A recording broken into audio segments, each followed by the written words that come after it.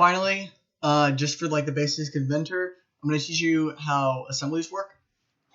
So we'll go back to our home. We can see in our little, down the bottom left corner, we can go to home here.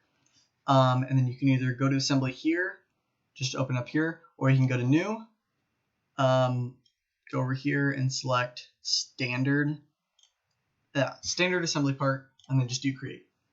How sketches or how assemblies work is you'll be using the place bar a lot, and you'll open up files in the folder that you're working on.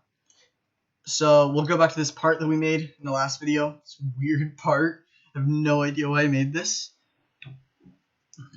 Excuse me, I keep on burping. And then we'll do save as. We'll save it in this folder, side shooter. We'll just call it weird part. Make sure you do an underscore instead of a space. Click save, and then we'll go back to our assembly. In our assembly, you do place, and you can see right here we have our little part thing. So always, always, always, when you bring in the first part for an assembly, instead of clicking left to place it, right click, and you'll get this little this little toolbar thing. Click place grounded at origin. Oh my gosh, I'm so sorry, I can't speak. What that does is this sets it as the base part. It sets it at the origin.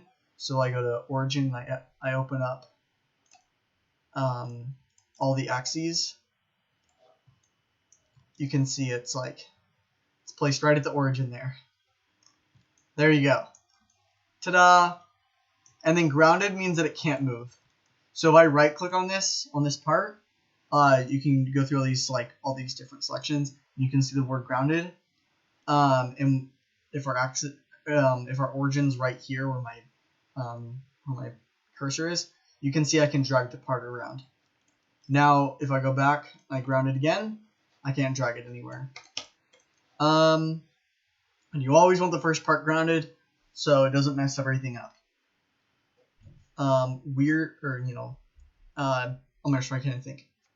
If you want to add more parts into your assembly, you just go to the folder, or you do place, open up more parts, and place them down. Commonly, if I'm putting in a bunch of screws, I'll place the 4 screws down, and put them in as and then constrain them and put them in as needed.